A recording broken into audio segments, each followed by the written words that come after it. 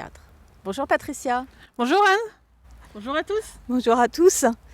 Un micro pour deux, Voilà. on l'a déjà fait précédemment, ça marche. Donc, on va passer à la deuxième partie, même si on a commencé à en parler. On va parler de guérison maintenant. Donc, est-ce que tu pourrais nous redire, toi, comment fonctionne un soin énergétique quand même, pour qu'on comprenne, puisque tout à l'heure j'ai parlé de corps énergétique et toi tu n'utilises pas ce mot-là, mais alors comment ça agit? En fait, ça dépend du type de soin énergétique que tu vas faire. Donc il y en a que je connais pas, que je vais pas pouvoir expliquer forcément. Je vais plutôt aller moi du coup sur ma pratique à moi, parce que du coup c'est ce que j'expérimente, donc c'est plus facile pour moi de le dire. En soi, par exemple, quand j'utilise du magnétisme, je vais apporter un certain plus du magnétisme en fait, mais il y a différents types de magnétisme dans le subtil, à une énergie particulière qui va être là pour apporter un regain d'énergie à différentes cellules, à différents organismes, à différents éléments, mais de manière assez proche de la matière, pour que le corps, pour que les cellules et autres puissent se régénérer et qu'elles trouvent l'énergie de se régénérer. C'est comme nous quand on a besoin d'énergie pour se lever, quoi. Enfin, c'est pareil. Quand je vais utiliser plus que moi j'appelle le quantique, qui n'est pas forcément le même quantique que les autres appellent, c'est vraiment, je vais aller me balader dans le subtil sur les différents plans d'existence, on va dire sur les différents plans où votre être est présent, où il peut y avoir des sources, des minéraux, des champs je sais pas moi, des champs de fleurs. Enfin, il y a plein de structures qui, les unes et les autres, vont se nourrir et vont faire en sorte qu'il va y avoir une structure après dans la matière assez solide particulière. Et donc moi, je vais aller me balader dans tout ça au niveau quantique, donc sur les différents plans, et je vais voir qu'est-ce qu'il y a, qu'est-ce qui va pas, etc. Alors souvent quand c'est comme ça, dans la plupart des soins, je vais faire un minimum de quantique. Quand les personnes me parlent en fin de compte de leurs symptômes, etc., pendant le soin, j'ai complètement accès à l'être de la personne, ce qui n'est pas forcément le cas en dehors du soin. Ça, c'est une question de respect pour moi par rapport à la personne. C'est-à-dire que je vais avoir en dehors d'un soin, je vais avoir les informations qui vont me permettre de me protéger. Pendant le soin, je vais avoir entièrement accès à l'être de la personne.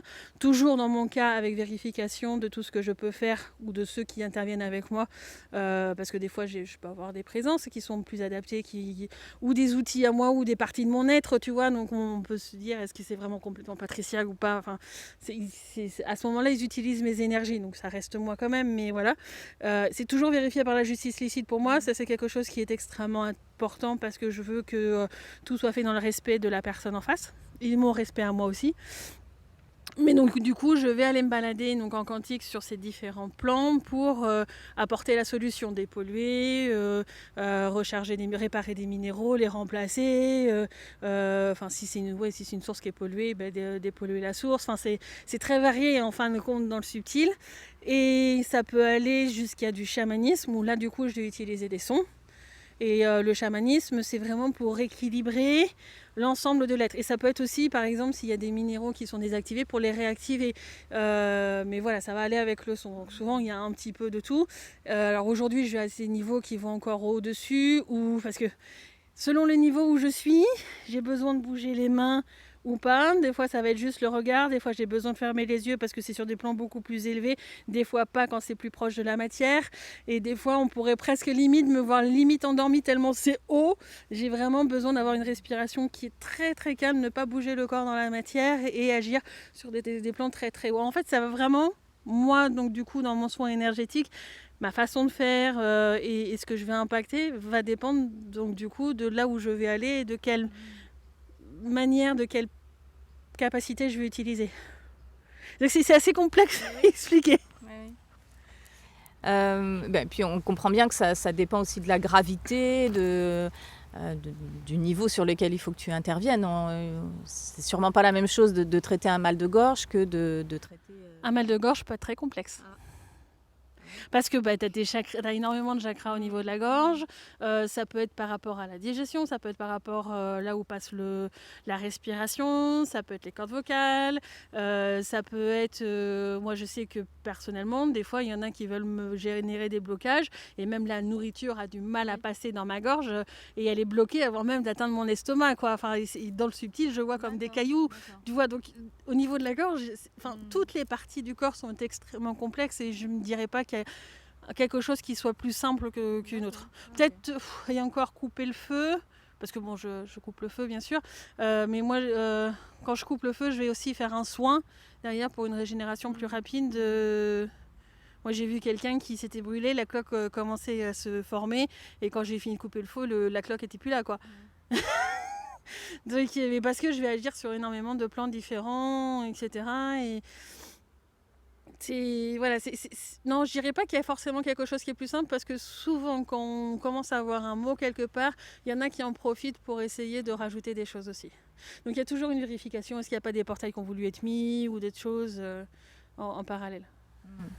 Alors, est-ce que toi, tu parles de guérison quand tu as fini tes soins? Est-ce que tu dis que la personne est guérie? Alors, moi, je dirais pas que la personne est guérie. Et en plus, je dirais même je répare la personne. Ouais, même pour moi, des fois, j'ai une petite réparation à faire. C'est vraiment, pour moi, c'est un terme qui est beaucoup plus adéquat aujourd'hui de dire réparer que d'aller vers un côté guérison, même si ça va sur une meilleure forme de la personne derrière. Très bien. Bon, en tout cas, merci pour ces explications sur ta façon de procéder. Bon, moi, je connais un peu, mais c'est vrai que c'est toujours bien de l'entendre, de le faire connaître et de voir la complexité, encore une fois, que ça implique. Alors, c'est complexe, oui, quand on l'explique. Quand on le pratique, pas forcément, en fait. Parce que c'est marrant, encore une de mes particularités, je dis que je calcule le soin et les actions énergétiques que je vais être amenée à faire. Mais en fait, c'est vraiment par rapport aux apprentissages que j'ai fait dans le subtil. Et c'est vraiment moi dans le subtil qui est en charge des différentes capacités qui vont calculer par rapport à ça, c'est plus adéquat d'utiliser cette capacité qu'une autre, même si des fois il y a plusieurs capacités qui peuvent être prises en compte, qu'on pourrait utiliser vis-à-vis des autres choses. Dans ce cas-là, avec ça on peut faire ci, ça, et puis ça, et c'est des calculs qui se font dans le subtil en fait. Et dans la matière, moi je suis plus dans un certain lâcher-prise. Bien. Alors, je voudrais qu'on fasse le parallèle un petit peu avec les médecines plus traditionnelles. Hein. Il y a beaucoup de remèdes, il y a beaucoup de traitements contre toutes sortes de maladies. Il y a aussi tout ce qui est médecine alternative, parallèle, les plantes, etc. Comment on peut situer tout ça et comment ça peut se combiner ? Quand on commence à avoir des mots dans la matière vraiment importants ou autres, je pense que c'est intéressant pour beaucoup de personnes de vérifier avec son oui et son non, pourquoi pas, mais en tous les cas de voir s'il y a besoin d'aller voir un docteur ou quelqu'un de la médecine conventionnelle aujourd'hui, allopathique comme tu disais, voilà, parce que ils vont avoir des traitements pour soulager dans la matière beaucoup plus rapidement en général. Sauf que bon, même moi, ça m'arrive, j'ai certains clients qui des fois m'appellent en catastrophe parce qu'ils ont des grosses douleurs, en 1 heure, je leur ai enlevé toutes les douleurs, etc. Bon, mais ça marchera pas forcément à tous les coups. Souvent, c'est parce que c'est des clients qui sont réguliers et que du coup, il y a un traitement de fond et que beaucoup de choses fonctionnent bien. En tout cas, rééquilibré. Donc, du coup, ça peut se rééquilibrer comme ça. C'est vrai que moi, aujourd'hui, je sens quelque chose me concernant. Je vais directement aller du côté énergétique. Je vais pas... ça fait longtemps que je n'ai pas été voir un médecin dans la matière, clairement. Mais en même temps, ces dernières années, à des moments, j'étais tellement fatiguée ou autre que j'ai pris des compléments alimentaires pour m'aider dans certaines choses. Parce que, mine de rien, les plantes, etc., les minéraux, tout ça, ça apporte quelque chose, une énergie particulière et que des fois, on a du mal à capter dans le subtil. Ça peut être manger certains types d'aliments aussi qui vont apporter certaines choses. Donc moi je sais très bien qu'il y a des périodes où je vais être à manger pratiquement que de la viande parce que ça va être cette énergie-là carnée que j'aurai besoin dans ce que je vais avoir à faire au quotidien. Et puis peut-être que du jour au lendemain, d'un seul coup, j'ai plus envie de viande et j'aurai besoin que du soupe. Et en fait, je suis à l'écoute de moi dans ma nourriture en disant, là, c'est ce que j'ai envie. Donc, à un moment donné, je peux être très longtemps avec un truc et puis après, d'un seul coup, basculer parce que c'est plus les mêmes énergies qu'on a besoin ou autre chose. Là, c'est être à l'écoute de soi, mais ça montre aussi que notre corps a des besoins particuliers et que c'est en comblant ces besoins-là qu'on va être assez équilibré et avoir les énergies nécessaires pour en fin de compte apporter un équilibre dans la globalité et donc du coup se soigner. Donc là il y a ça par rapport aux nutriments, les compléments alimentaires, les plantes, que je pose un peu dans le même style en fait, que ce soit les infusions, etc. C'est un peu dans le même style. Il va y avoir tout ce qui est plus, je pense à l'acupuncture, les trucs comme ça, qui est intéressant de faire de manière régulière. Pour certains encore, ça dépend des personnes. Il y en a qui sont dans un parcours énergétique et qui n'auront pas forcément besoin de le faire. Mais pour vraiment être sûr que les circuits énergétiques coulent bien, ça c'est intéressant quand même. Après, ça dépend à quel niveau on en est dans son évolution. Moi aujourd'hui, ça ne me conviendrait pas parce que j'ai plus de circuits énergétiques et il risque de ne pas comprendre vraiment comment est mon circuit énergétique aujourd'hui, le praticien. Donc voilà, quand on évolue, des fois ça devient plus ça devient plus bon pour nous. Mais comme je disais tout à l'heure, le Qigong, qui est plus par l'intuition du coup, dans la vidéo sur la question pratique sur la vérité. Qu'est-ce qu'il y a d'autre? L'énergétique dans une globalité, un soin magnétiseur, c'est très bien pour tout ce qui va être des mots qui sont proches de la matière, etc. Après, je connais pas toutes les pratiques, donc voilà. Je sais qu'il y en a qui font l'hypnose. Moi, de ce que j'ai conscientisé aujourd'hui sur l'hypnose, faut faire attention à ce qui est mis dedans. Mais ça, c'est à chacun de vérifier en fin de compte, si avec son être, avec son oui et son non, si c'est des pratiques qui sont bonnes pour eux ou pas en fait. Oui, il faut apprendre à discerner, effectivement, mais en tout cas, tu ne rejettes pas la médecine traditionnelle, les médecins, les médicaments. Hein, on est d'accord. Non, chacun est complémentaire, en fin de compte, faut pas les exclure non plus pour autant. Après, je ne suis pas forcément toujours d'accord avec des fois ce qu'ils racontent, mais c'est normal aussi parce que, comme je dirais une cliente, on n'a pas la même grille de lecture. Elle se reconnaîtra quand elle écoutera la vidéo, mais voilà, on n'a pas les mêmes données, on n'a pas les mêmes informations. Eux, ils vont faire passer des scans que moi, j'ai pas le scan de l'os ou autre chose pour savoir si c'est cassé ou pas. Donc, on n'a pas les mêmes informations sur les mêmes plans. Alors justement, je vais rebondir, là tu parles de scanner, moi je vais te parler un petit peu des prouesses médicales et chirurgicales, parce qu'il y en a beaucoup actuellement, on a des prouesses techniques, il y a des greffes un petit peu de tous les organes maintenant, j'ai même découvert qu'il y avait une greffe de larynx là récemment en France, enfin voilà, on peut greffer le visage, les bras, enfin voilà, on peut tout faire, on peut opérer des bébés in utero, enfin voilà, c'est quand même assez dingue ce qui peut se faire. Alors, est-ce que ça, c'est la médecine du futur? Est-ce qu'elle sera vraiment plus technologique? Alors, on entend parler aussi des medbeds. Je ne sais pas si tu as entendu parler de ça et ce que tu en penses. Mais voilà, l'avenir de la médecine, est-ce que c'est plus dans les biotechnologies aussi, comme on l'entend Alors moi, si je capte, parce que là je vais le faire en le captant, j'irai plus sur un côté énergétique que moi je peux le faire. Ah ouais. Des énergéticiens qui apprendront dans le subtil, en fin de compte, comment utiliser l'énergétique pour avoir des poussées, vraiment des choses plus concrètes et pas des... Moi, ce que je reproche, entre guillemets, de temps en temps à certains praticiens, c'est qu'ils ont des genres de protocoles et que pour moi, avec un protocole, on ne peut pas réagir. Moi, j'ai besoin de réagir à l'instant présent pendant que je fais un soin parce que quand j'enlève quelque chose, il y a peut-être quelque chose d'autre derrière et qu'il faut que je puisse changer constamment, en fin de compte, ce que j'avais prévu de faire pour être le plus adapté à la personne, tu vois. Et souvent, quand on est sur quelque chose où c'est très procédurial, notamment quand nous on s'est rencontrés avec le stage que l'on avait fait, c'était très procédurial, il faut appeler un tel, machin chi, machin chose et tout. Pour moi ça empêche d'être complet dans le soin. Après, les medbeds, moi je sens des égrégores pas forcément terribles derrière. Encore une fois, c'est ma perception à moi. Si vous ressentez d'aller vers ce genre de truc, allez-y parce que c'est que vous avez quelque chose à y apprendre de toute façon. Mais voilà, le côté technologique, franchement, je le perçois pas beaucoup. D'accord. Ouais, tu vois pas l'efficacité derrière ces choses-là? C'est pas une question d'efficacité. Je pense que de ce que je capte, en tous les cas, les personnes seront plus à l'écoute d'elles, iront plus sur un peu comme j'avais entendu dire ça, je ne sais pas si c'est vrai ou pas, mais j'avais entendu ça, dire que autrefois les médecins asiatiques, etc., en fait, ils allaient voir régulièrement, enfin les personnes allaient régulièrement les voir en fin de compte, et en fait ils payaient quand ils allaient régulièrement les voir, mais quand ils avaient réellement des maux, à ce moment-là, ils ne payaient pas, parce que du coup, ça voudrait dire qu'ils n'avaient pas vu quelque chose dans le soin régulier qu'ils avaient à faire. C'est ça. Ils étaient plus dans l'entretien que dans la réparation, du coup. Voilà, et je pense que ce sera plus quelque chose comme ça, où quand on est à l'écoute de soi, en fin de compte, on est vraiment dans un entretien, etc., constant, et que du coup, quand il y a des mots et tout ça, peut-être parce qu'il y a des attaques, mais ça pourrait être autre chose, là, on intervient de manière différente, mais je perçois plus ce côté-là dans le futur. Ok. Après, j'ai pas demandé de degrés, donc je sais pas si c'est dans 100 ans, 200 ans ou autre. Voilà. Bon, très bien, c'est clair.